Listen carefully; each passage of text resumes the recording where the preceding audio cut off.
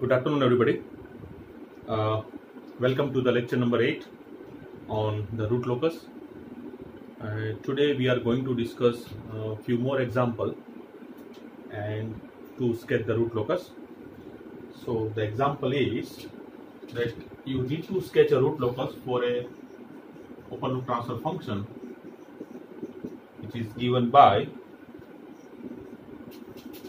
k upon s into s plus 25 into s square plus 100s plus 2600. So we need to sketch the root locus for this open loop transfer function. So we will start with finding the open loop poles and open loop zeros. So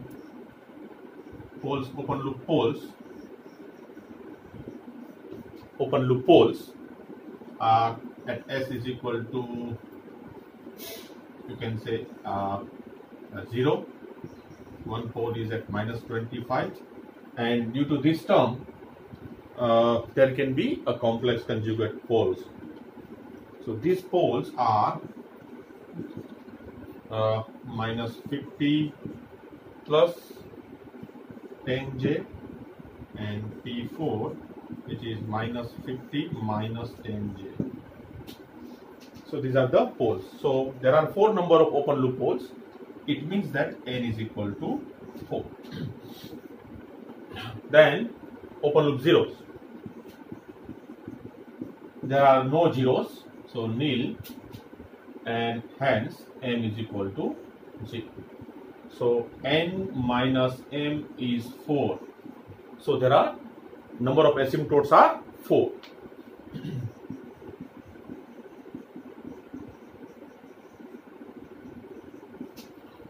And you can find the angle of asymptotes via 2q plus 1 into 180 upon n minus m. So this is 2q plus 1 into 180 into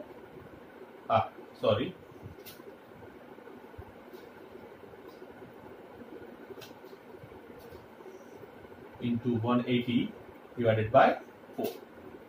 So if you put q is equal to 0, 1, 2, 3, because q goes up to n minus m minus 1. So n minus m minus 1 is 3. So q is 4, 0, 1, 2, 3. If you put q is equal to 0, 1, 2, 3, you will get the angle of asymptotes as 45 degree. Then you will get 135 degree, 225 degree, and 315 degree. So these are the 4 angle of asymptotes. What it means that there are 4 number of branches of the root locus which will start from open loop poles, that is P1 to P4, and they will terminate either at open loop zeros, but there are no zeros. It means that all the 4 branches will go to the infinity along the direction of asymptotes. So the root locus starts from open loop poles, and the value of gain k at open loop pole would be k is equal to 0, and they will terminate at infinity, and they will go along the direction of asymptotes in the direction of 45 degree, 135 degree, 225 degree, and 315 degree, and they will terminate at infinity. So at that time the value of gain k is infinity. So let us map these pole zeros now inside the S plane.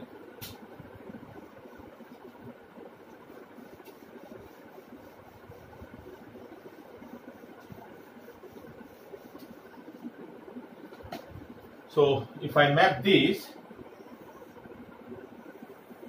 is my S plane,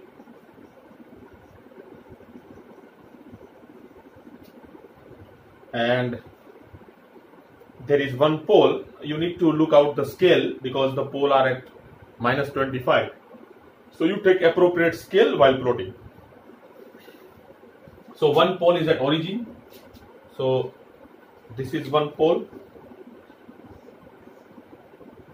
Then one pole is at minus 25. So let's say this is minus 25. Okay, and one pole is at minus 50. This you can say here and here. This is minus 50 plus 10J, and this is minus 50 minus 10J. Okay, so this is at origin. So these are there are no zeros. So there are two complex poles. So there would be actually the angle of departure for this and this also. Now let us find the line segment on the real axis, which is a part of the root locus. So if I put here, if I want to check this point is on the root locus or not. So to the right hand side, number of open loop real poles in zeros is 0. It means it is even number. So this point doesn't lie on the root locus. Neither this point or neither this point or not this. So entire line segment to the right hand side of this pole at origin is not a part of the root locus. What about this? Yes, this point lies on the root locus because to the right hand side there is one open loop pole and one is odd number. So this line segment lies this point even. So entire this segment is the part of root locus. What about this? No. So this is not a part of the root locus. Okay. Now root locus starts from open loop pole with gain k is equal to 0. So here k is equal to 0. Here k is equal to 0. Here you can say k is equal to 0. Here also k is equal to 0. Now root locus starts from open loop pole. It cannot go in this direction. It will go in this direction. So I need to put arrow like this.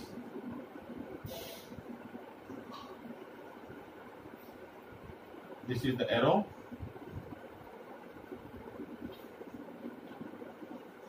Okay. So they are approaching towards each other, and they will meet at some time with some gain k, and then they will break away, and then they will move along the direction of asymptotes. So there would be a breakaway point in between 0 to minus 25. So a breakaway point is in between 0 to minus 25. Okay. So let us calculate the breakaway point. Breakaway point can be calculated via dk by ds equals to 0. So this can be done via characteristic equation. So 1 plus g of s h of s equals to 0. So here, if I put 1 plus g of s h of s equals to 0, I get this equation s raised to 4 plus 125 s cube plus 5100 s square plus 65,000 s plus k is equal to 0. So I take k on the left hand side, rest all the term on the right hand side. And if I put dk by ds equals to 0, so I need to find k something of this, okay, and then taking dk by ds, finding this and equal to 0. So dk by ds is, you will get minus 4s cube plus 375 s square plus 10,200 s plus 65,000, and this is equal to 0. So I need to solve this cubic equation. So there would be 3 roots, but only the solution which lies between 0 to minus 25, I will accept that solution. So that s is actually minus 9.15. So this is acceptable solution. Okay, since minus 9.15 is one of the root of this equation, and this lie between 0 to minus 25. So this is acceptable solution, and right now we are discarding the other solutions. So this point, let's say minus 9.15, this point, this is my breakaway point. Okay. So this is how we compute the breakaway point. So to calculate the breakaway point, you need to have a characteristic equation. Put the characteristic equation, take the k on the left hand side, all other rest terms on the right hand side. Take the derivative of k with respect to s, equate to 0 and solve this. You will get one of the root which is the part of the root locus.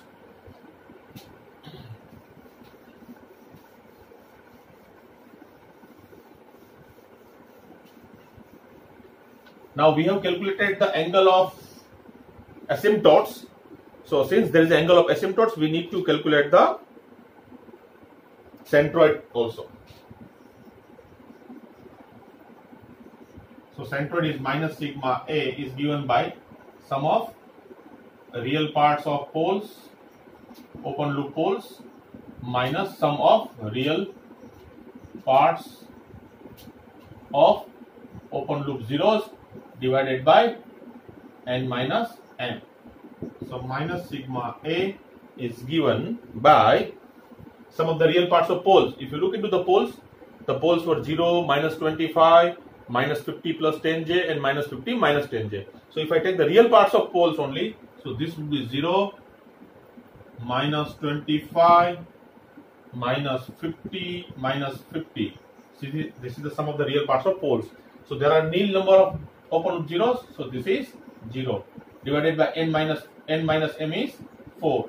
So this goes to minus 31.25. This is the centroid. So I need to look at the centroid. So let's say this is minus 30, this point is minus 31.25 inside the S plane, and then I need to have the asymptotes. So 45 degree, then this is 135 degree, this is 225, and this would be 315 degree. Okay, so these are the asymptotes.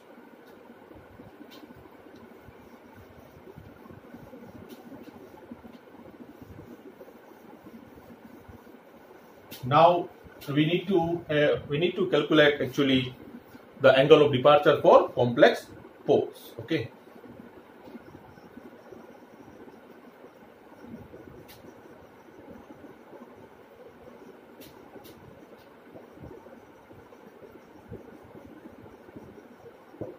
So we have two complex poles. If you look into the pole zero mapping, it was something like this. And let's say this is the point, minus 31.25. Okay. This is the centroid. This is 45 degree. This is 225 degree. This is you say 135 degree, and this is actually 315 degree. These are asymptotes. Okay. Asymptote 1, asymptote 2, asymptote 3, asymptote 4. So clearly it is visible, and there is a breakaway point. Okay. So root locus starts from this, root locus starts from this, there is a breakaway point, and this breakaway point is minus 9.15. So naturally these two branch, they will break and they might go from here to here, okay, towards along the direction of asymptotes, okay, and so this is the direction, and here the one branch will go towards this and another branch will go towards this, but at what angle? So that is angle of departure. So angle of departure, that is phi p, is given by 2q plus 1 into 180 plus phi, and phi is the net angle contribution. So I need to calculate the net angle contribution. So how to do that? Let us check.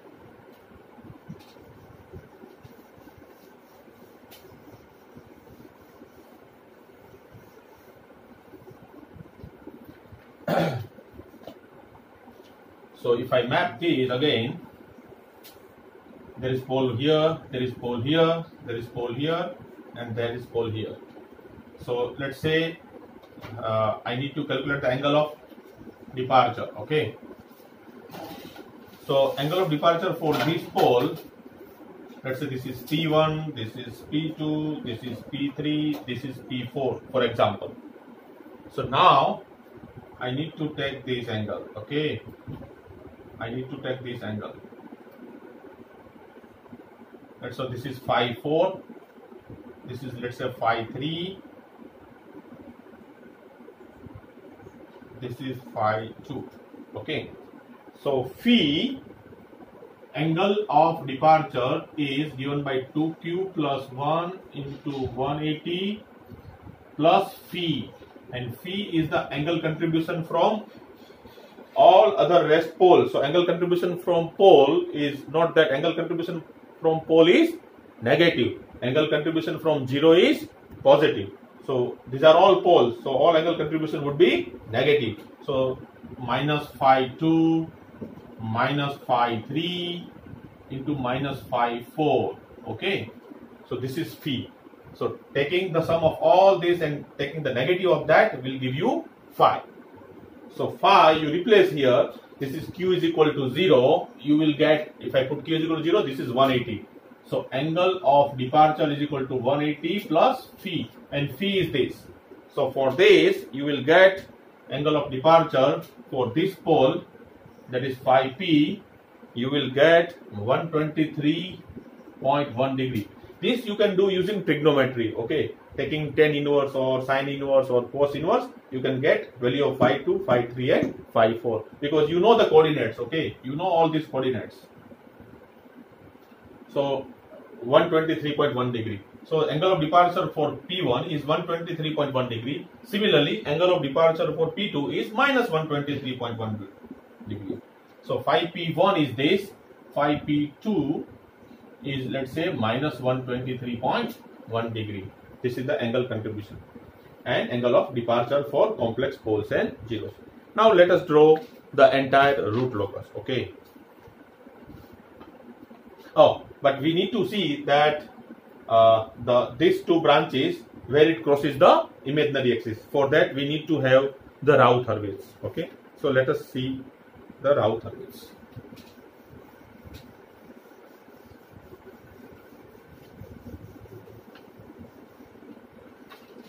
That is root locus crossing the imaginary axis.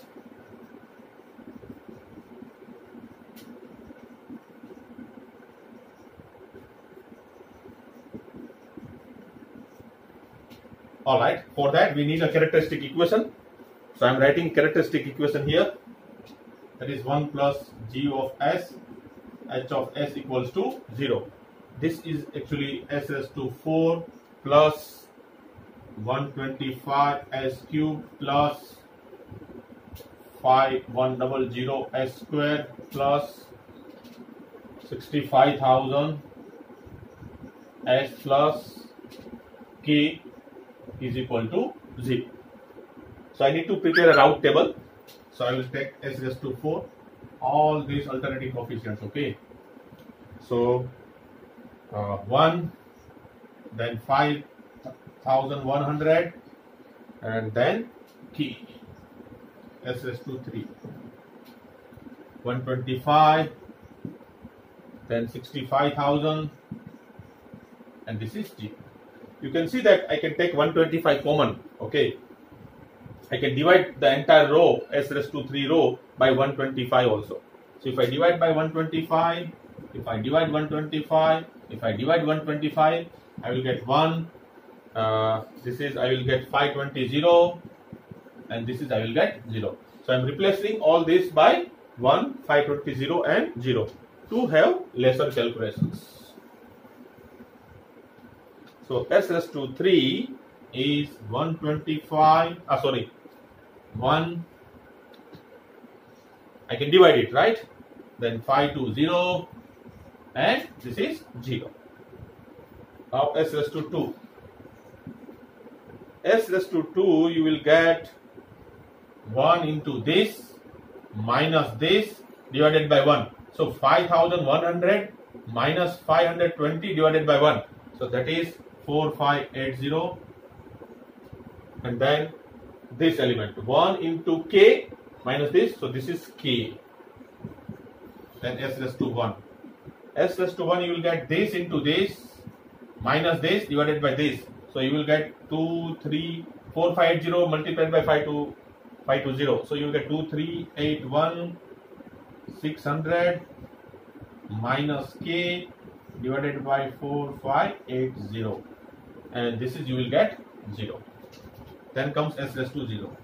So this into this minus 0 divided by this, so you will get k. So I need to find a row where the entire row becomes 0. So this row cannot be 0. This row cannot be 0 because of this and this. This row cannot be 0 because of 4580. This row, yes, I need to find a value of k for which the entire element is equal to 0. If this is 0, that this element is 0, then entire row is 0. So I need to find a value of gain k which will make this element 0. So it means that so this implies that 2381600 minus k is equal to 0. Okay, because 4580 into 0 is 0. So it implies that k is equal to, you can say k is equal to 2381600. This is the value of gain k at which the entire row is 0, and at that time multiple roots are lying on the imaginary axis. So the row above which is this row, this is auxiliary polynomial, which is given by 4580 s square and alternating. So plus k into s raised to 0. S raised to 0 is 1. This is my auxiliary polynomial. And solving auxiliary polynomial, you will get the roots which are lying on the imaginary axis. So 4580 s square plus 2381600 is equal to 0. This implies that s square is equal to minus 520. Okay, and s1, s2, these are two roots, is plus minus j 22.80. So this is the, on imaginary axis, j 22.80, the root locus will cross minus 22.8j. Okay, so we will get the two roots. What is the value of k? K is 23,81,600. Okay, so we could able to find the place where the root locus crossing the imaginary axis. Now let us plot the entire root locus. We have all the data starting from open loop poles, open loop zeros, their mapping, the real axis root locus where it lies, and then we have something like angle of departure, then we have centroid, asymptotes, breakaway points. All this information we have, and now we can able to sketch the root locus. So let us sketch that root locus.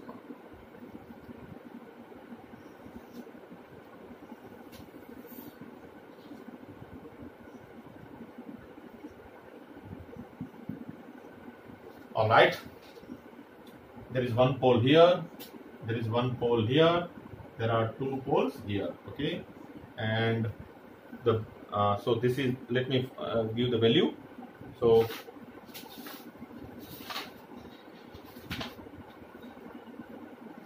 this is 0, this is minus 25. Okay, this is actually minus 50, and this is actually, you can say, 10j. Okay, this is minus 10j. You can take the appropriate scale. Okay, then we have angle of the breakaway. So the root locus starts from this. This is the entire root locus. I can have arrow like this. There is a breakaway point here. The value of breakaway point is minus 9.15. I need to put value of k is equal to 0. K is equal to 0. K is equal to 0. K is equal to 0. Then I have a centroid. Centroid is at minus 31.25. So let's say this is the centroid. This is centroid. Okay. Then I will put